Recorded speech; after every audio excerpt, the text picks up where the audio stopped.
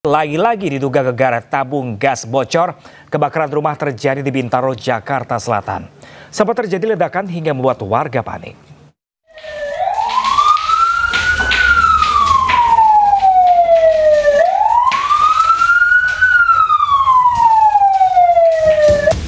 Kamera amatir merekam peristiwa kebakaran di sebuah rumah mewah di Jalan Cempaka 2, Bintaro, Jakarta Selatan. Petugas damkar yang tiba di lokasi bahu-membahu bersama warga berusaha memadamkan api. Sebelum api melumat badan rumah, diketahui sempat terjadi ledakan yang diduga berasal dari dapur. Jadi kebocoran tabung gas, Pak, ya? Iya, tabung gas katanya kebocoran. Berapa kali ledakan, Pak?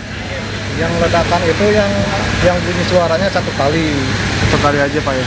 Iya, yang bunyi dua, itu pas itu besar, pas api besar gitu.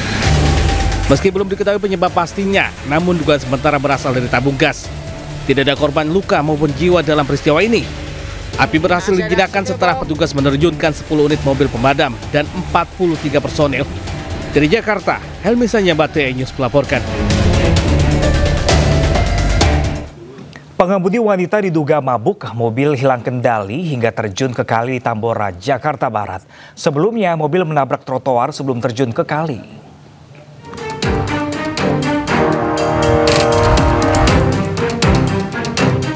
Sebuah mobil tercebur ke dalam aliran kali Jelangkeng di Jalan Perniagaan Tambora, Jakarta Barat Minggu pagi. Mobil ini ditinggal pengemudinya usai kecelakaan terjadi. Diduga pengemudi dalam pengaruh minuman keras saat berkendara. Mobil menabrak trotoar hingga akhirnya terjun ke dalam sungai. Menurut saksi mata, mobil yang dikemudikan seorang perempuan ini melaju dari arah Jalan Toko 3 Perniagaan menuju Jembatan 5 Tambora. Kejadiannya mereng arah dari sana. Mereng abang terjun tapi dianya bisa loncat. Oh gitu. Loncat dianya belum bisa menjemput orangnya. Dianya loncat, ceweknya mabok. Tidak ada korban jiwa dalam insiden kecelakaan ini. Pengemudi menyelamatkan diri sebelum kendaraannya terjun ke dalam sungai. Kecelakaan tersebut ditangani petugas Laka Lantas Jakarta Barat. Dari Jakarta, Rizky Falufi, iNews melaporkan. Diduga mabuk, pemirsa, seorang pengemudi minibus menabrak sejumlah tenda dan panggung acara peringatan Maulid Nabi Muhammad di Kembangan Selatan, Jakarta Barat. Akibatnya, mobil ringsek di bagian depan serta tenda dan panggung roboh.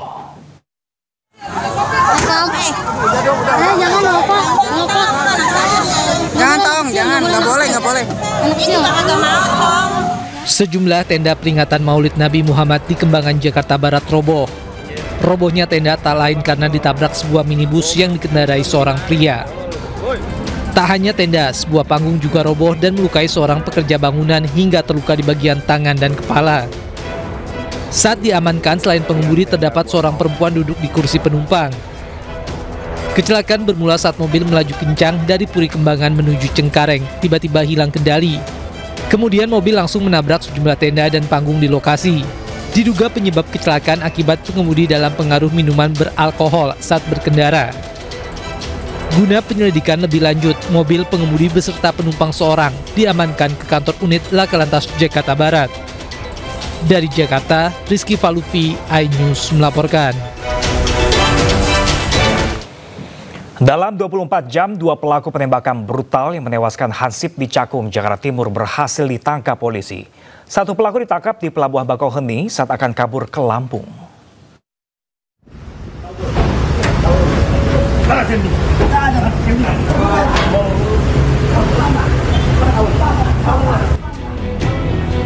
Satu pelaku penembakan Hansip di Cakung, Jakarta Timur akhirnya ditangkap polisi di Pelabuhan Bakauheni, Lampung. Pelaku ditangkap saat hendak kabur dari kejaran polisi. Saat ini Ditreskrim Polda Metro Jaya bersama Polres Metro Jakarta Timur sudah mengamankan satu orang pelaku berinisial R di Bakauheni yang hendak melarikan diri ke wilayah Lampung. Dalam kurun waktu 12 jam pasca kejadian, polisi sudah mengamankan satu pelaku. Kami saat ini juga mengejar pelaku lainnya untuk mencari barang bukti yang digunakan saat melakukan tindak pidana.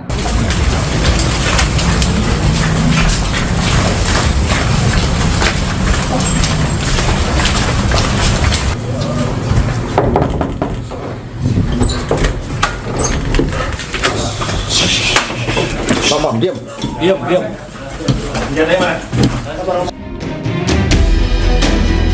Sementara itu, satu pelaku curanmor lainnya berhasil ditangkap polisi di rumah kos di Cipayung, Jakarta Timur. Dari tangan pelaku disita kunci letter T serta satu pucuk senjata api yang digunakan untuk menembak korban. Kedua pelaku kini diperiksa di Polda Metro Jaya. Dari Jakarta, Rio Manik melaporkan. Sebelumnya pemirsa, seorang hansip tewas tertembak saat mencoba menggagalkan aksi pencurian sepeda motor di kawasan Cakung, Jakarta Timur. Korban sempat berduel dengan pelaku sebelum akhirnya tewas ditembak.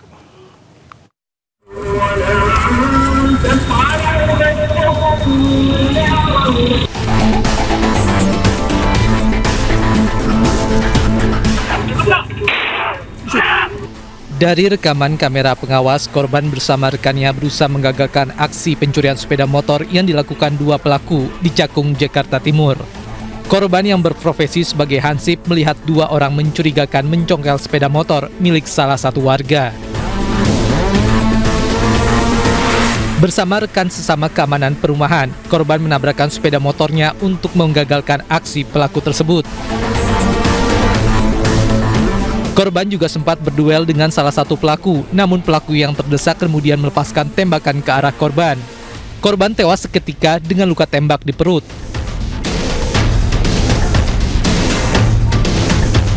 Sebelum penembakan terjadi, dua pelaku berboncengan motor sempat rekam kamera pengawas, berkeliling mencari mangsanya sekitar pukul 3:30 pagi. Pelaku mengitari area permukiman dan memantau situasi sepi hingga berhenti di satu gang dan berupaya mencuri motor warga yang terparkir di depan rumah. Namun aksi pelaku diketahui korban bersama rekannya.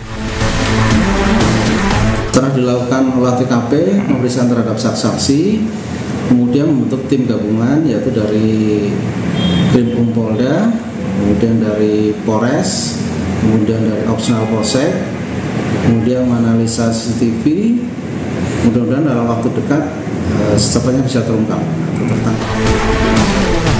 Kasus penembakan kini ditangani petugas kepolisian sektor Cakung, Polres Metro Jakarta Timur. Sementara itu pemirsa, Menteri Sosial Saifullah Yusuf menyambangi kediaman keluarga hansip yang tewas ditembak pelaku curanmor di Cakung, Jakarta Timur. Bang, awas kasih jalan. Menteri Sosial Saifullah Yusuf menyambangi kediaman keluarga Atim Suhara, korban tewas penembakan oleh pelaku curanmor di Cakung, Jakarta Timur. Mensos bertemu keluarga dan menyampaikan bela sungkawa serta berbincang dengan kerabat korban yang juga berada di lokasi saat penembakan. Mensos pun menyebut bahwa Atim merupakan contoh pahlawan di kehidupan sehari-hari. Atim dan dua rekannya yang berada di lokasi kejadian akan menerima santunan. Dalam suasana peringatan Hari Pahlawan, saya ingin menyampaikan bahwa almarhum ini salah satu contoh pahlawan hari ini yang melakukan sesuatu untuk kepentingan orang lain. Jadi bukan untuk kepentingan diri sendiri. Kita beralih ke informasi selanjutnya pemirsa. Jumlah korban ledakan SMA N 72 Jakarta bertambah. Ada 3 korban lagi yang menjalani perawatan di Rumah Sakit JRC. Sementara siswa terduga pelaku peledakan masih dirawat di ruang ICU Rumah Sakit Islam Jakarta. Minggir. Mana aja. Aduh, kasihan ya. Korban ledakan SMA N 72 Jakarta bertambah. Sabtu malam, 3 korban mendatangi Rumah Sakit JRC, 1 diantaranya menjalani rawat inap dan 2 lainnya menjalani rawat jalan. Total 18 korban ledakan yang menjalani perawatan. Sebelumnya, 15 korban masih dirawat dengan rincian. 14 orang rawat inap di ruang perawatan, sementara 1 korban alami luka parah masih menjalani perawatan intensif di ruang ICU. Sementara di Rumah Sakit Islam Jakarta Cempaka Putih, penanganan korban ledakan di SMA 72 Jakarta sebanyak 14 orang masih jalani rawat inap karena membutuhkan pengawasan lebih lanjut dari tenaga medis. Hingga saat ini, tim medis masih terus melakukan pemantauan terhadap pasien yang rawat inap serta menyiapkan penanganan lanjutan bagi yang mengalami gangguan pendengaran. Posisinya masih di intensive care karena kondisinya memang mengharuskan. Namun posisi tadi pagi waktu dilihat sudah kembali sadar dan sudah membuat kontak mata dan sudah bisa melakukan gerakan-gerakan. 67 korban lainnya dalam kondisi lebih baik, sudah pulang ke rumah. Anak-anak ini juga akan mendapat dukungan rehabilitasi, psikososial, dan program pemulihan dari Kemensos serta bertahap baik di rumah sakit, sekolah, maupun di rumah. Seluruh biaya perawatan ditanggung oleh pemerintah. Pemerintah ya akan memberikan dukungan pembiayaan sepenuhnya. Nanti mungkin berkolaborasi dengan Gubernur Jakarta, Pak Pramono Anung. Kita akan berbagi tugas dan setelah itu juga Kementerian Sosial memberikan dukungan-dukungan yang diperlukan setelah nanti dari rumah sakit ini. Mulai dari rehabilitasinya, masa-masa pemulihannya. Minggir. Ada gampang.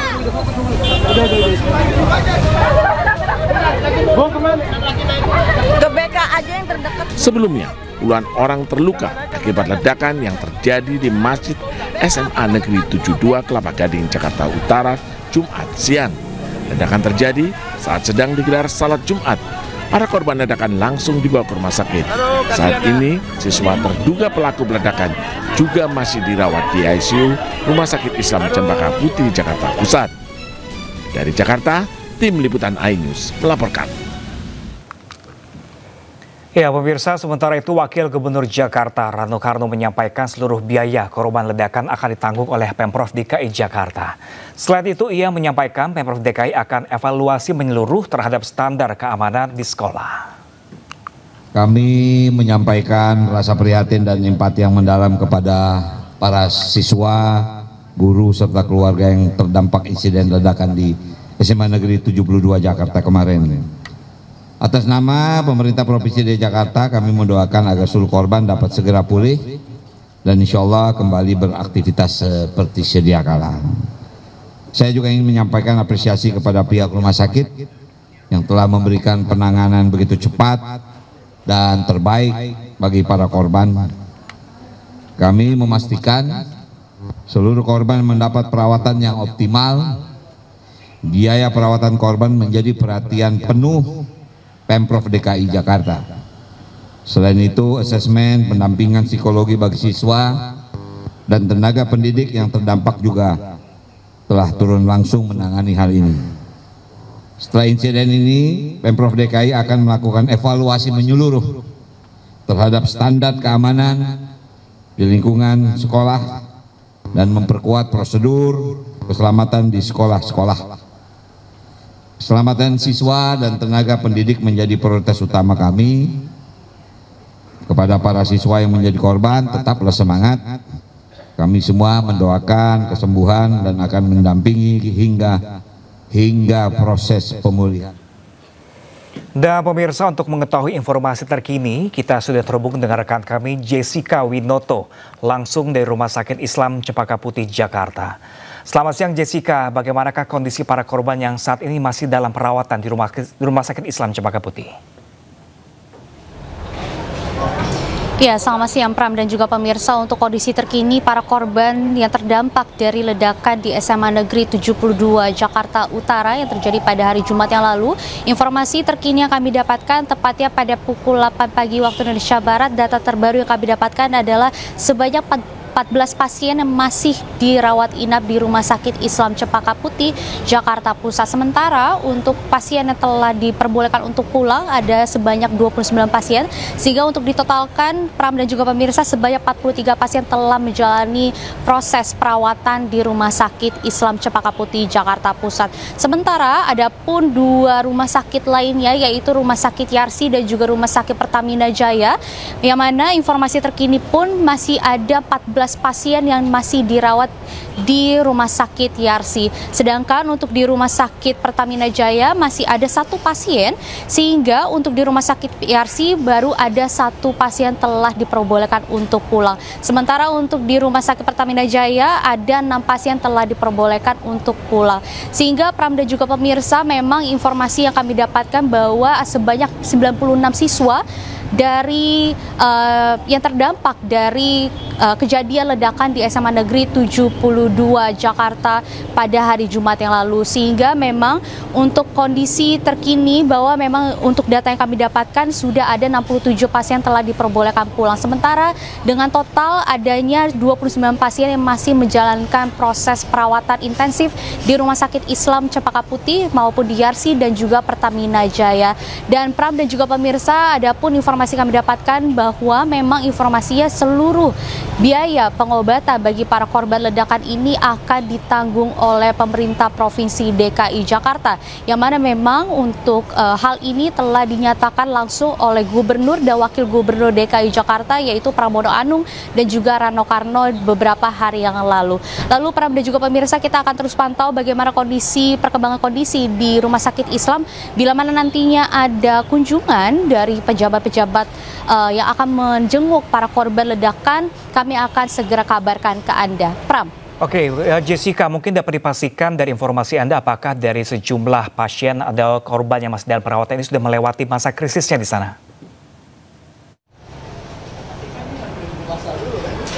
Ya, baik Pram dan juga pemirsa, untuk informasi tersebut memang informasinya masih ada beberapa pasien-pasien yang sudah melewati masa krisisnya, khususnya adapun juga informasi kami dapatkan bahwa untuk rumah sakit di Pertamina Jaya masih ada 1 orang yang masih dirawat, yang mana informasinya pasien tersebut adalah terduga pelaku, yang mana informasinya saat ini sedang menjalani proses operasi karena memang informasinya terduga pelaku terkena dampak ledakan yang terjadi pada hari Jumat yang lalu, yang mana informasi khususnya tepatnya bahwa terduga pelaku terkena dampak ledakan di kepala sehingga ia menjalani proses operasi di kepala. Sementara itu, Pram.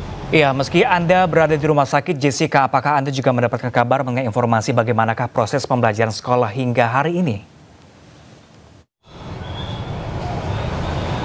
Ya, baik Pram dan juga pemirsa, untuk informasi tersebut terkait proses belajar mengajar bagi para siswa-siswi SMA Negeri 72 Jakarta yang terdampak maupun tidak terdampak, memang informasinya mulai hari ini, tepatnya pada hari Senin, menjadi hari pertama proses belajar mengajar dilakukan secara daring. Tetapi untuk informasi sampai kapan dari proses belajar mengajar ini secara daring ini dilakukan, informasinya akan menunggu statement resmi atau pernyataan bagi pihak sekolah, kepada pihak sekolah menyatakan untuk apakah area sekolah ini sudah dapat digunakan kembali, karena memang tadi kami sempat memantau secara langsung juga ke area sekolah SMA Negeri 72 Jakarta bahwa tadi masih dijaga ketat dan menjadi area steril, sehingga memang di SMA Negeri 72 ini menjadi pusat posko trauma healing bagi para siswa-siswi yang terdampak psikologisnya, sehingga memang diperbolehkan bagi para siswa-siswi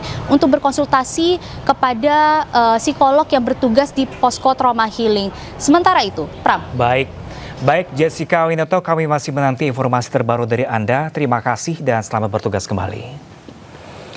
Ya, pemirsa, terkait ledakan di SMAN 72 Jakarta, Reza Indragiri, psikolog forensik, menjelaskan perundungan bisa menjadi titik awal terjadinya peristiwa ledakan kemarin.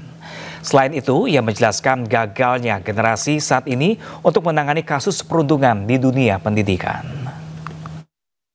Sebetulnya yang menjadi dasar atau yang bisa Anda jelaskan mengapa seorang anak ini bisa tega melakukan tindakan sekian ini terhadap teman-temannya? Tidak ada teori tunggal sesungguhnya yang bisa menjelaskan mengapa peristiwa semacam ini terjadi. Tapi hari-hari belakangan ini termasuk disampaikan langsung oleh Kapolri bahwa boleh jadi bullying merupakan titik awal bagi kita untuk memahami mengapa sampai terjadi peristiwa yang sangat menyedihkan sekaligus mengerikan ini. Nah, kalau kita bersepakat bahwa bullying lah yang merupakan titik awalnya, maka boleh buat saya harus katakan dari pengalaman saya menangani sekian banyak kasus bullying, boleh jadi ini merupakan ilustrasi tambahan tentang betapa gagapnya kita, sekaligus betapa terlambatnya kita menangani situasi bullying. Akibatnya adalah korban bullying atau korban perundungan yang telah menderita sekian lama tidak menemukan telinga yang siap untuk mendengarkan masalahnya, tidak menemukan tangan yang bisa membantu mencari solusi atas persoalannya, kemudian memutuskan untuk menyelesaikan masalahnya dengan cara-cara kekerasan. Sepeda motor terlempar ke atas kap mesin mobil usai bertabrakan di Bangkalan, Jawa Timur. Akibatnya pengendara motor terluka parah.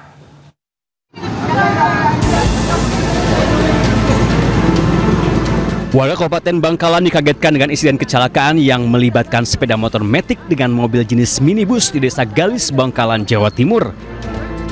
Kerasnya benturan membuat motor terlempar ke atas dan mendarat di atas kap mesin minibus. Menurut polisi, insiden berawal saat minibus berjalan dari arah barat. Saat tiba di TKP, mobil hendak belok ke sebuah gang yang berada di sebelah jalan. Pada saat bersamaan, melaju kencang sepeda motor Matic dari arah berlawanan yang dikendarai seorang remaja putri di bawah umur. Karena jarak yang terlalu dekat, tabrakan tidak bisa dihindari.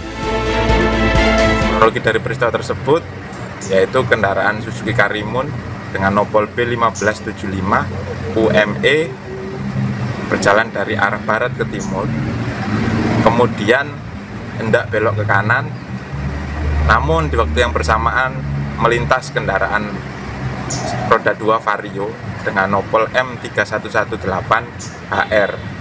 Karena jarak terlalu dekat sehingga terjadi benturan atau kecelakaan.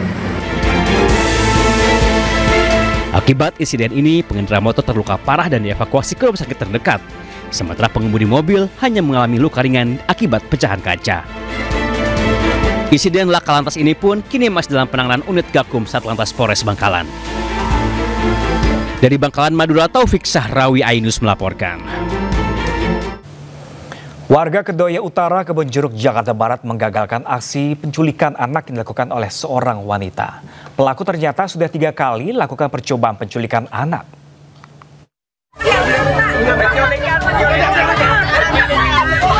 Warga Jalan Malvinas, Kedoya Utara, Kebonjeruk, Jakarta Barat dihebohkan dengan aksi dugaan penculikan anak yang dilakukan seorang wanita. Aksi ini gagal setelah warga memergoki pelaku yang sedang menarik salah satu anak. Pelaku diketahui sudah 3 kali melakukan percobaan penculikan anak di lokasi ini. Pelaku beraksi tidak seorang diri dan berkali-kali melakukan percobaan penculikan di lokasi ini. Ke warung Madura. Masuk ketek ke pintu, narik anaknya. Begitu diteriakin sama tetangga saya mengenali motornya. Bu, mau ngapain bu? Nggak jadi dilepas. Langsung dia ke sono. Aku kejar dong sampai mau jalan raya itu. Aku hadang motornya biar nggak jalan, cabut kuncinya udah. Terus warga juga udah geram dong, balik lagi. Warga sudah melaporkan kasus ini ke polisi dan menyerahkan pelaku ke dinas sosial dengan alasan gangguan kejiwaan. Dari Jakarta, Miftahul Gani, iNews melaporkan. Ya pemirsa, momen haru saat balita korban penculikan di Makassar akhirnya berhasil ditemukan di Jambi. Terungkap korban ternyata dijual ke suku anak dalam di Jambi seharga 80 juta rupiah.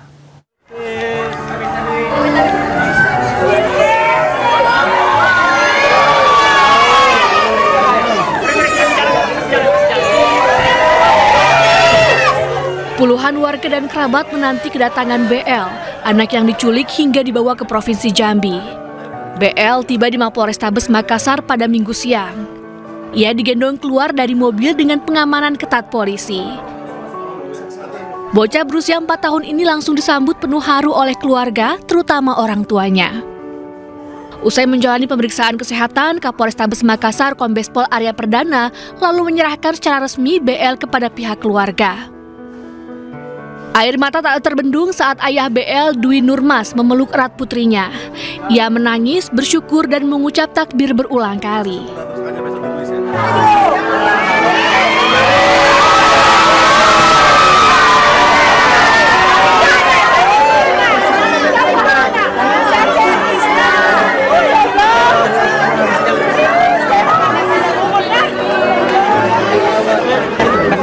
Semuanya semua jajaran Polri dan sosial media enak. Terima kasih banyak semuanya anak kami kembali ya Allah, ya Allah, ya Allah.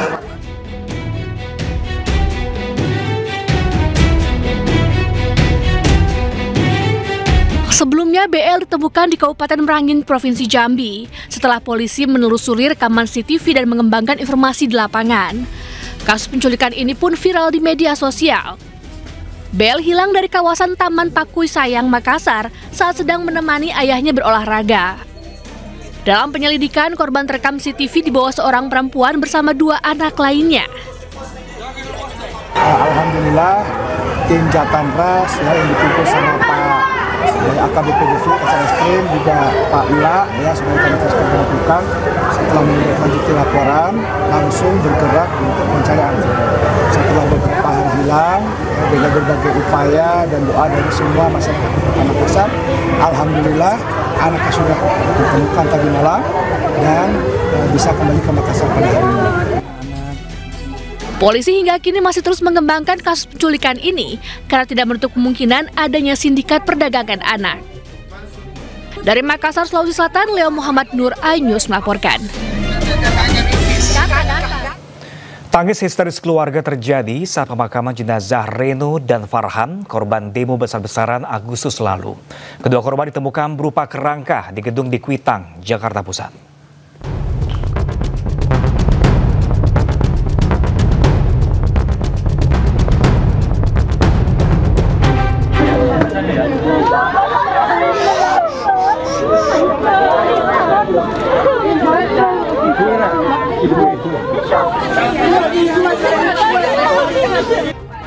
Isak tangis keluarga dan kerabat tak terbendung saat jenazah Reno Syaputra Dewo, pria yang jasadnya ditemukan terbakar di Kuitang, Jakarta, tiba di rumah duka di Kampung Malang, Surabaya, Jawa Timur. Ibunda Reno bahkan sempat histeris dan pingsan saat jenazah anaknya diturunkan dari ambulans. Keluarga terus berdatangan ke rumah duka untuk menyampaikan bela sungkawa.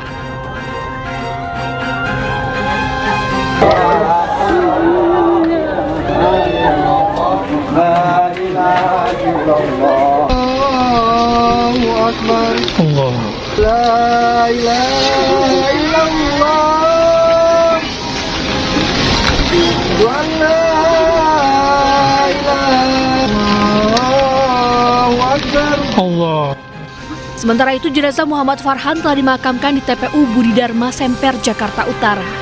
Keluarga dan kerabat almarhum yang berkumpul tak kuasa menahan tangis. Di tengah hujan, keluarga menggelar doa bersama untuk Farhan. Reno Syaputra dan Muhammad Farhan merupakan 2 orang hilang usai demonstrasi di kawasan Kuitang, Jakarta Pusat pada akhir Agustus 2025 lalu. Menurut polisi, penyebab kematian Reno dan Farhan adalah karena terbakar. Tim Liputan iNews melaporkan. Perahu karet yang ditumpangi 7 mahasiswa Politeknik Negeri Indramayu terbalik saat melakukan olahraga rafting di Sungai Cimanuk. 5 orang selamat, 2 lainnya masih dalam pencarian.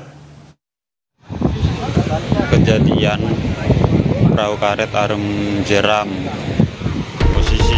Inilah detik-detik perahu karet yang ditumpangi 7 mahasiswa Politeknik Negeri Indramayu Polindra mengalami kecelakaan saat melakukan rafting di Sungai Cimanuk, tepatnya di sekitar Bendungan Karet Bangkir, Kecamatan Loh Bender, Kabupaten Indramayu.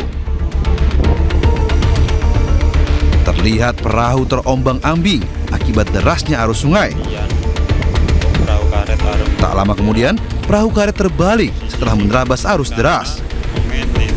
Warga sempat berteriak memperingatkan agar mereka tidak melanjutkan perjalanan. Warga pun berupaya mengevakuasi satu persatu mahasiswa. Proses evakuasi berlangsung dramatis. Dari ke-7 mahasiswa, 5 orang berhasil selamat, sementara 2 orang lainnya masih belum ditemukan. Pagi-pagi kan nggak ada, saya pulang tuh. Bilang sama pamannya tuh katanya pulangnya sore. Dia kan tanya mau kemana dia tuh. Kira-kira tahu jam berapa tuh, ada di apa katanya, kata itu kawan saya tuh. Katanya anaknya hilang di bendungan, katanya main perahu itu karet. Hingga kini tim SAR gabungan masih melakukan pencarian 2 mahasiswa yang tenggelam di Sungai Cimanuk. Dari Indramayu, Jawa Barat, Toh Iskandar melaporkan. Sementara itu, pemirsa, hujan deras menyebabkan banjir bandang menerjang Brebes pada Sabtu lalu. 3 bangunan rumah warga di bantaran sungai pun dilaporkan roboh.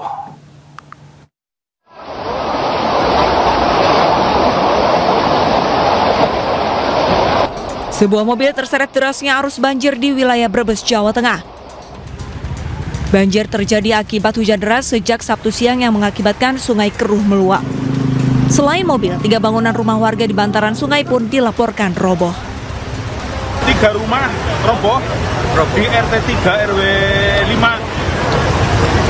Terus mobil terseret banjir dari jalan KH Robi atau Jalan Sudo tadi sampai di depan Toko Harapan.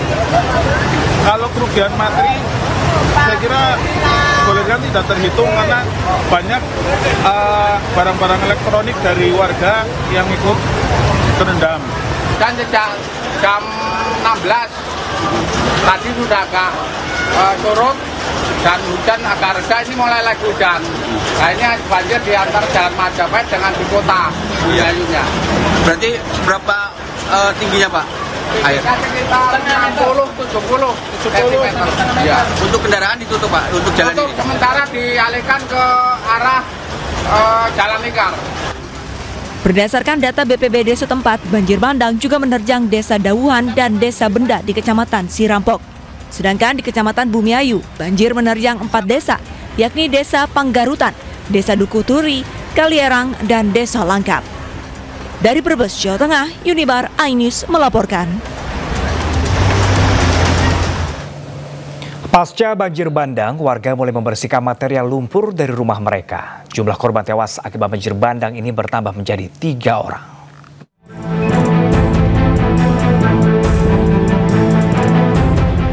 Sejumlah warga bersama relawan bergotong royong membersihkan rumah dan toko dari endapan lumpur. Lumpur tebal dan tumpukan sampah terlihat di sepanjang jalan dan pemukiman warga di Desa Kalierang, Kecamatan Bumiayu, Brebes. Endapan lumpur terjadi pasca banjir bandang akibat meluapnya Sungai Erang setelah hujan deras selama kurang lebih 3 jam. Jebolnya tanggul pun menjadi penyebab banjir yang melanda pemukiman warga. Berkali-kali dibangun longsor, berkali-kali dibangun kan longsor, kan kayak gitu. Jadi kalau kita banjir lagi terancam ya Bu? Oh jelas lah, jelas sekali lah, deg-degan terus tiap hujan besar. Lumpur masuk rumah? Masuk semalam. Seberapa Bu? Kalau kayak 50 sentian ya. Atas bencana ini, pemerintah daerah pun langsung meninjau dan mencari solusi. Penyebab banjirnya itu Kali Erang. Kali Erang ini tanggulnya kurang tinggi, sehingga kalau air meluap, sehingga luber, sehingga lari ke sini. Tapi kalau tanggul ini ditinggikan, insya Allah tidak. Secara kebetulan Kali Erang ini kewenangannya dari pemerintah provinsi, sudah kami laporkan, insya Allah dalam waktu dekat, nanti sore atau besok dari pihak provinsi hadir sini untuk melihat lokasi dan bagaimana caranya membetulkan. Dampak kerusakan dan kerugian akibat banjir masih dalam pendataan dinas terkait. Namun BPBD menyebut 3 orang dilaporkan meninggal dunia akibat tersengat listrik dan terseret derasnya arus. Adapun kejadian banjir kemarin hari Sabtu tanggal 8 itu telah menimbulkan korban 3 orang meninggal dunia, 1 di Kecamatan Bumiayu di Desa Kalierang dan 2 di Kecamatan Sirampok. Pemerintah mengimbau masyarakat tetap waspada karena hujan masih berpeluang turun dalam beberapa hari ke depan. Dari Brebes, Jawa Tengah, Unibar iNews melaporkan. Dalam rangka memperingati Hari Pahlawan, TNI Angkatan Laut menggelar prosesi tabur bunga di Teluk Jakarta. Prosesi digelar di atas KRI Brawijaya 320.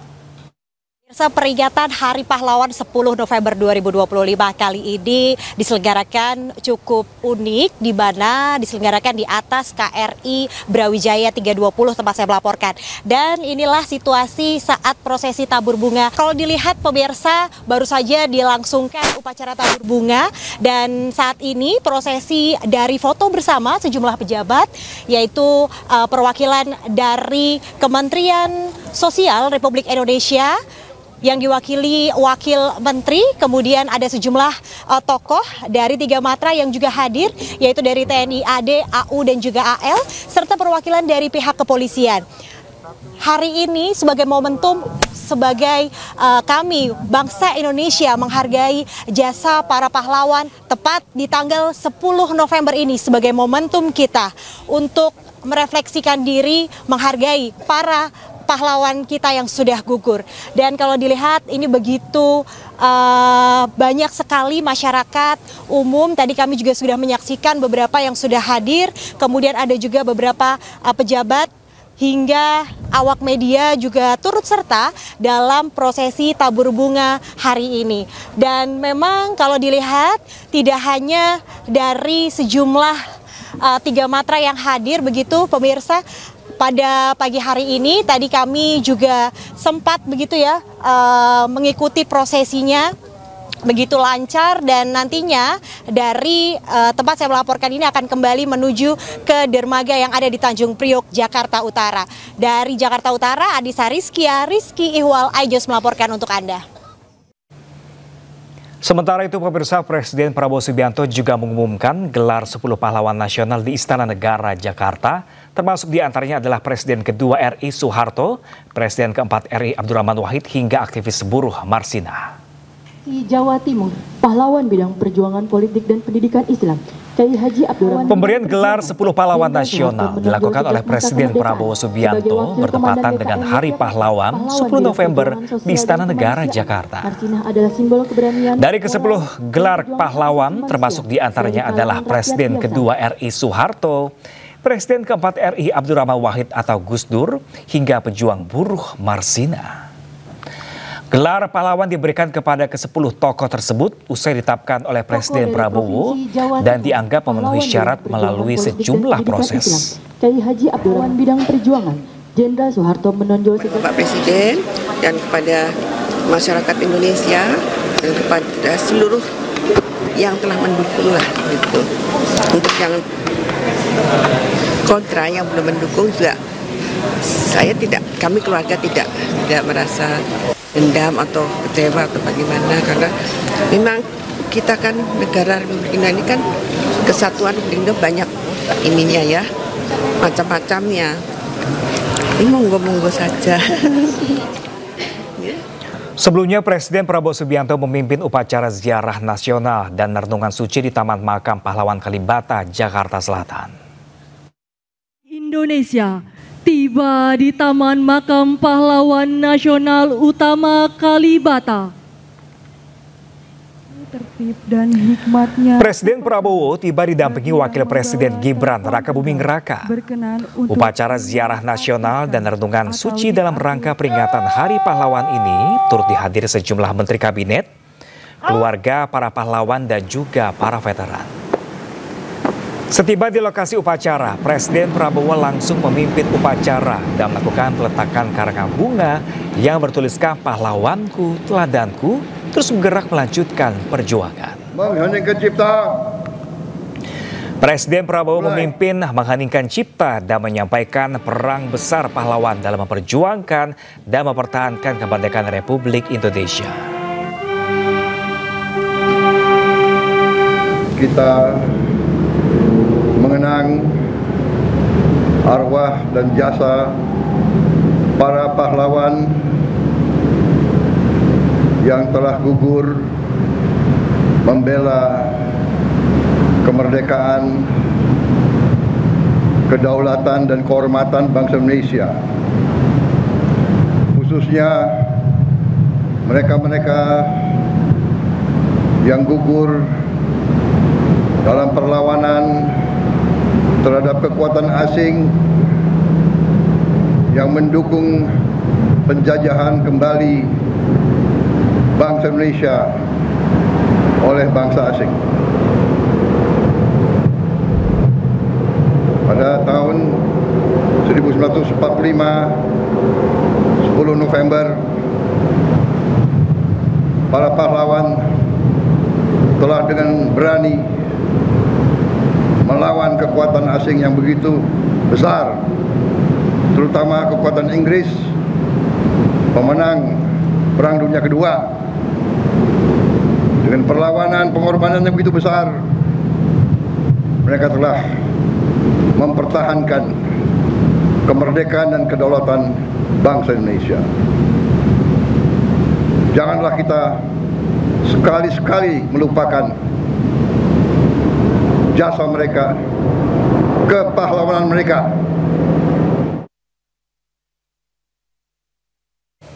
Menteri Keuangan Purubaya Yudi Sadewa berencana menyederhanakan mata uang rupiah atau redenominasi. Nantinya uang pecahan Rp1.000 akan diubah menjadi Rp1.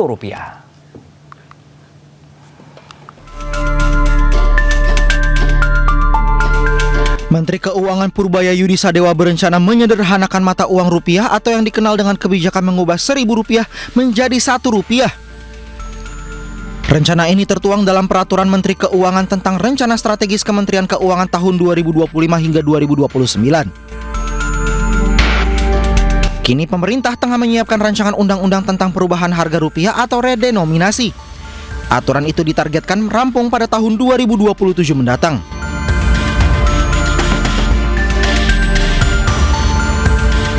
Redenominasi adalah pemangkasan atau penyederhanaan nilai mata uang tanpa memengaruhi nilai tukarnya yang dilakukan saat kondisi ekonomi sedang stabil atau sehat.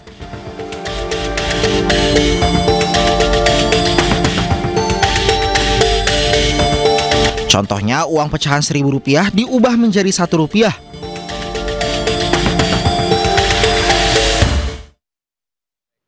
Keteladanan mereka bisa menjadi pemberi semangat bagi kita, karena ini usulan-usulan juga dari provinsi. Tentu ada nama-nama yang lain. Nah, ini nanti kita akan menjadikan nama-nama yang lain ini mungkin akan dibicarakan. Kalau bisa ada pemberian gelar pahlawan nasional juga pada Hari Kebangkitan Nasional, sehingga proses ini juga bisa terus berlanjut dan kita menghargai para tokoh, para pejuang bangsa yang telah berjasa bagi bangsa dan negara. Saya kira itu.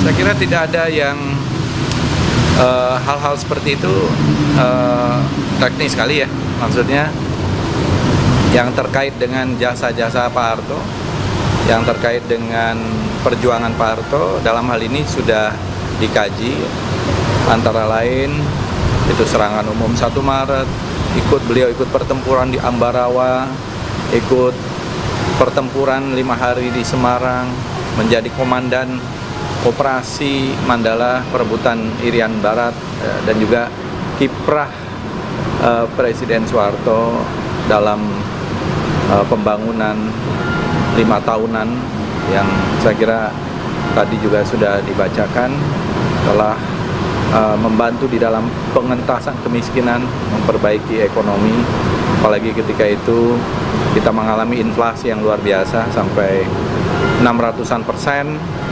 Pertumbuhan juga minus, ya. Jadi banyak sekali, termasuk pendirian sekolah-sekolah yang luar biasa, dan juga pada waktu itu menghentikan pemberontakan yang dilakukan melalui gerakan 30 September PKI. Ya.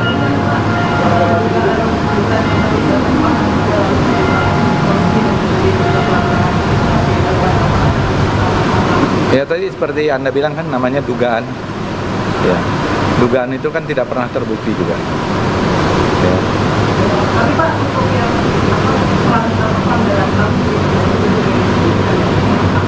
Kan tidak ada juga. Tidak ada juga. Maksudnya tidak ada, itu kan cuman yang terkait dengan kasus-kasus itu kan pasti sudah ada proses hukumnya. Misalnya apa yang dituduhkan, semua ada proses hukumnya, dan proses hukum itu sudah tuntas, dan itu tidak terkait dengan Presiden Soeharto. Nah, Anda mau nanya yang mana kasusnya? Iya, Misalnya yang mana? Kasus apa? Yang mana? Pelanggaran HAM yang mana? Apa misalnya? 98 apa?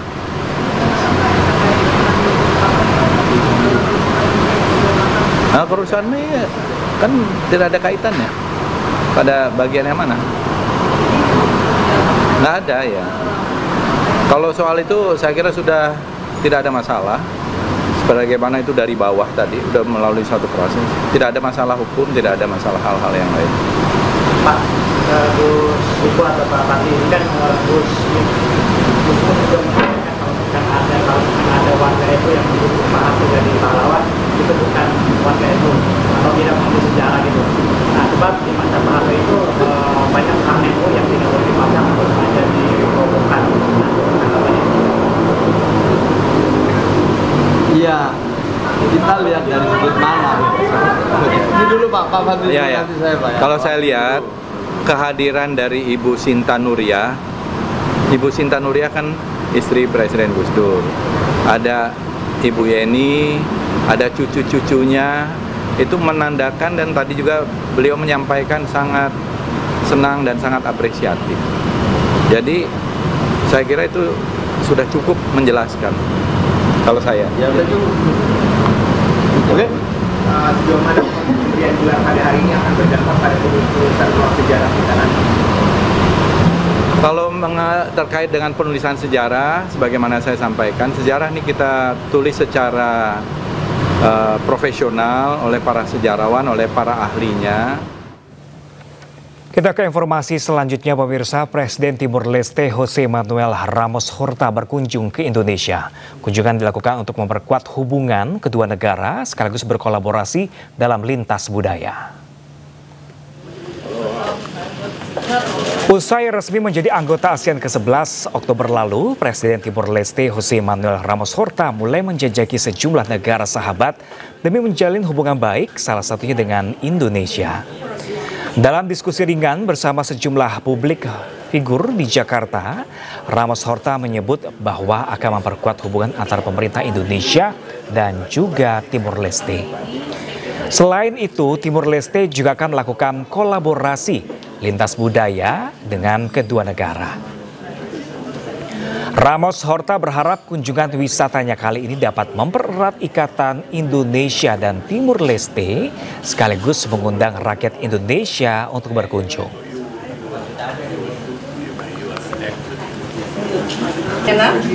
Many people in Indonesia going back 50 years and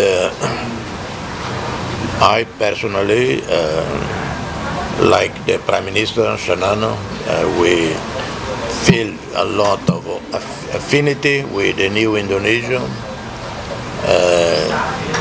We have a very strong relationship, Timor-Leste and Indonesia, a relationship that is people to people and government to government. And I want to see more Indonesians visiting Timor-Leste. Academics, intellectuals, writers, artists. Seorang pemuda membakar rumah milik orang tuanya sendiri di Semarang, Jawa Tengah. Pelaku diduga depresi akibat terlilit utang bertahun-tahun. Pendinginan oleh PMK sektor. Sebuah rumah hangus terbakar karena ulah seorang pemuda. Pria yang bernama Agus diduga depresi dan nekat membakar rumah orang tuanya yang terletak di Jalan Kalialang Baru, Gunung Pati, Semarang, Jawa Tengah. Saat kebakaran diketahui adik iparnya dan sontak meminta pertolongan. Yang jelas pasti istri saya, cuma saya lagi tidur dibangunin istri saya. Terus ya bakar kalau ya gasnya meledak kayak gitu. Saya langsung mau ngamankan nggak bisa karena sudah terlanjur gula api kan, langsung saya telepon Pak Babinsa. Petugas pemadam yang datang langsung memadamkan api, namun nahas rumah sudah rata dengan tanah.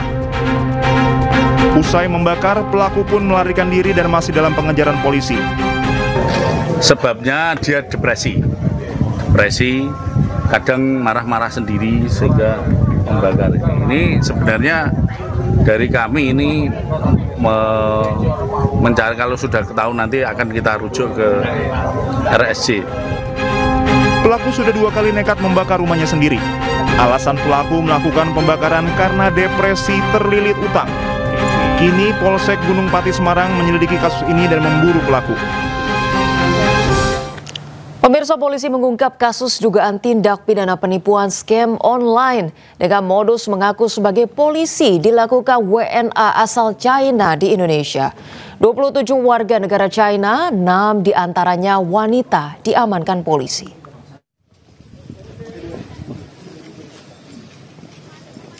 Polisi melakukan penggerebekan sebuah rumah mewah yang dijadikan tempat penipuan online atau scamming di Tanjung Karang Timur, Bandar Lampung.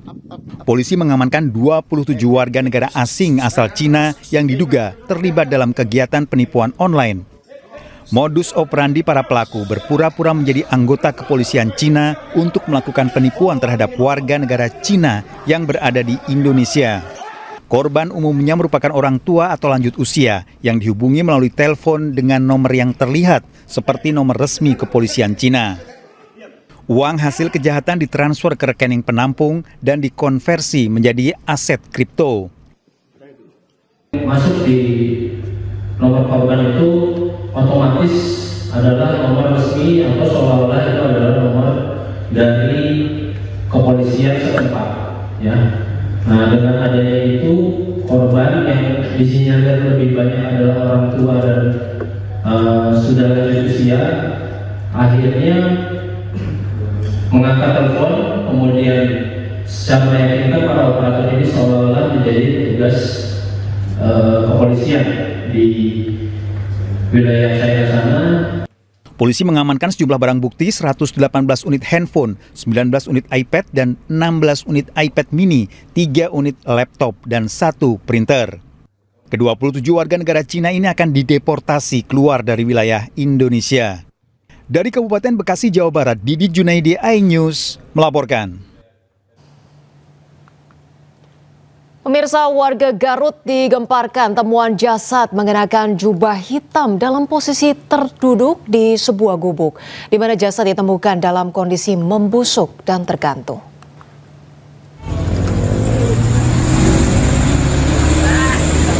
Penemuan jasad ini menghebohkan warga desa Kresek, Kecamatan Cibatu, Kabupaten Garut, di mana video penemuan jasad ini pun viral di media sosial. Dalam rekamannya beredar, warga tengah memeriksa jasad yang tengah tergantung di dalam gubuk yang berada di pinggir jalan raya. Polisi pun telah membawa jasad tersebut dan masih melakukan pendalaman untuk mengetahui penyebab kematian, motif juga identitas jasad misterius tersebut.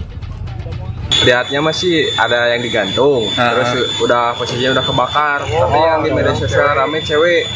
Oh, malah yang ramenya cewek gitu. Ya, Polres Garut masih melakukan penyelidikan dan untuk jenazah tersebut sudah dievakuasi atau dibawa ke Rumah Sakit Umum Dr. Slamet untuk diidentifikasi atau dicek DNA-nya. Kalau warga sekitar busuk sekali, kemudian tidak bisa dikenali. Kondisinya sudah busuk dan kebanyakan tinggal kerangkanya saja. Warga sekitar tidak ada yang mengaku kehilangan atau gitu? Warga sekitar sementara sampai saat ini belum ada yang melaporkan akan kehilangan anggota keluarganya. Kini jasad dalam proses identifikasi RSUD Dr. Slamet Garut. Diketahui jasad berjenis kelamin pria tersebut telah meninggal beberapa pekan lalu dengan ciri-ciri berpakaian hitam, celana PDH dan sepatu hitam. Dari Garut, Jawa Barat, Isolihin, iNews melaporkan. Pemirsa, berpura-pura berbelanja, 2 pria mencuri tabung gas 3 kg di minimarket dan aksi pelaku terekam jelas CCTV saat memanfaatkan situasi ramai pembeli.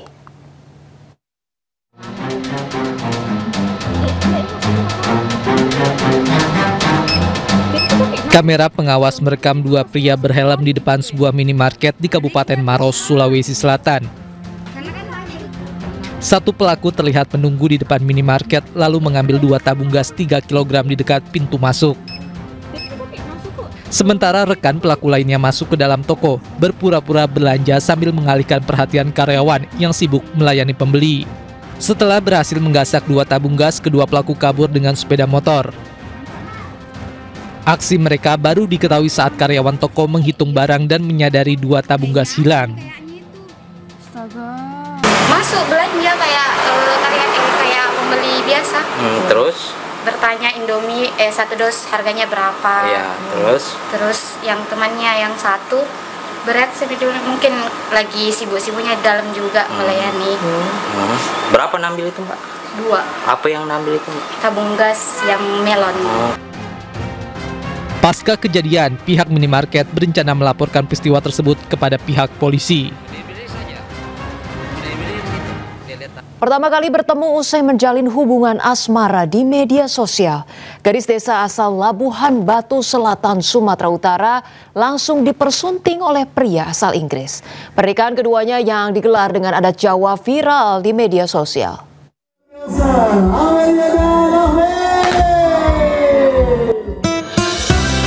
Amelie Pratiwi, gadis berusia 26 tahun di desa Rintis, Labuhan Batu Selatan, viral di media sosial usai menikah dengan Syakur Zaki Ahmed, pria asal London, Inggris. Pernikahan yang berlangsung di kediaman mempelai wanita ini menjadi perbincangan warga setempat lantaran sang bule turut mengikuti serangkaian adat Jawa yang digelar untuk menyemarakan acara resepsi tersebut. Diketahui keduanya menjalin hubungan asmara melalui media sosial dan untuk pertama kalinya bertemu secara langsung saat melangsungkan pernikahan. Baru pertama kali ya kan mendapatkan pasangan orang luar negeri, dan memang baru pertama kali juga antara orang luar negeri ini ketemu dengan pasangannya yang merupakan warga desa Rintis. Pernikahan pasangan berbeda kewarganegaraan ini merupakan prosesi pernikahan yang pertama kalinya di Desa Rintis. Dari Labuhan Batu Selatan, Sumatera Utara, Randi Kurniawan, iNews melaporkan. Pemirsa, huru-hara rumah tangga usai dilantik menjadi ASN P3K kembali terjadi. Kali ini di Kabupaten Pasaman, Sumatera Barat. Seorang pegawai berstatus ASN P3K diduga menikah siri dengan seorang pria beristri. Hasilnya perceraian pun tidak bisa dihindari.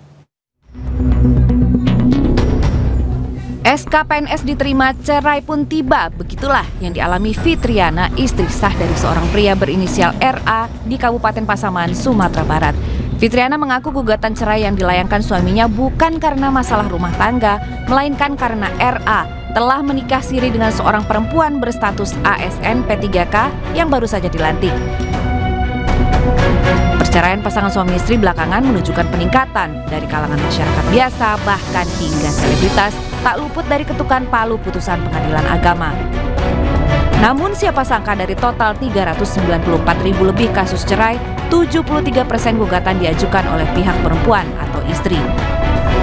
Sebut saja Sabrina Khairunisa, istri dari selebritas Deddy Corbuzier, Raisa, istri dari Haimis Daud, dan sederet selebritas perempuan lain yang dengan tegas mengambil langkah gugat cerai secara resmi. Beragam alasan yang melatar belakangi pasangan suami istri akhirnya memilih untuk berpisah. 64% disebabkan karena perselisihan terus-menerus, 25% masalah ekonomi, dan juga ditinggalkan oleh salah satu pihak. Fenomena cerai ini turut menjadi perhatian khusus pemerintah. Banyaknya pasangan muda menikah tanpa pemahaman mendalam tentang tanggung jawab emosional dan spiritual dinilai menjadi salah satu penyebabnya. Karena itulah, Kementerian Agama bertekad memperluas edukasi pranikah agar tidak mudah bagi pasutri untuk mengucapkan kata cerai. Mirisnya lagi, sesuai data Kemenak, tingginya angka perceraian dibarengi dengan penurunan angka pernikahan terus-menerus. Tim Liputan iNews melaporkan. Pemirsa, Anda masih bingung mau makan siang apa? Kami punya rekomendasi makan ataupun menu makan siang terong sombob, yaitu perpaduan terong bakar dan juga ikan bakar. Anda penasaran seperti apa? Berikut saksikan selengkapnya.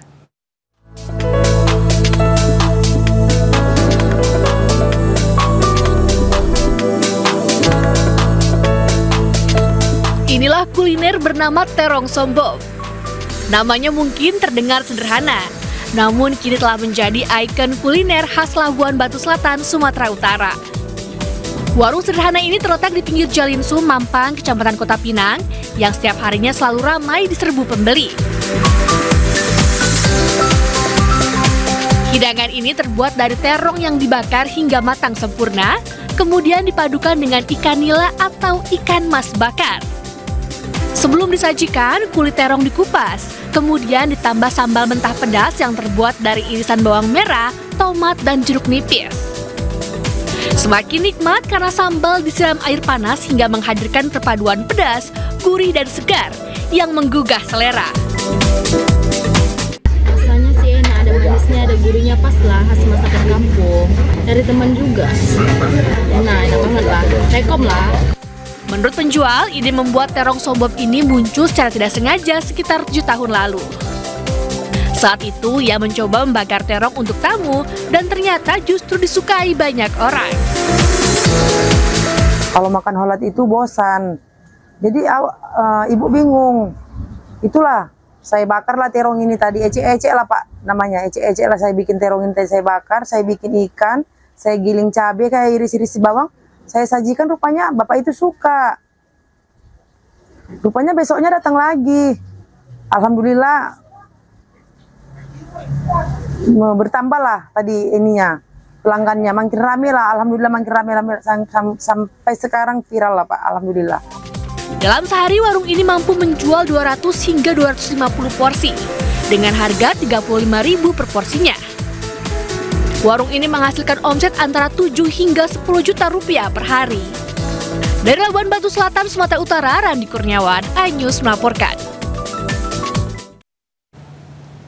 Pemirsa, puncak program Desa Emas atau Desa Ekonomi Masyarakat Sejahtera Golden Page UMKM 2025 sukses digelar di AgriNext Expo G-Expo Kemayoran, Jakarta Pusat. Ajang ini turut menghadirkan Ketua Umum MNC Peduli Angela Tanusudibyo yang berkomitmen dalam mendorong UMKM desa mampu naik kelas dan bersaing di tingkat nasional.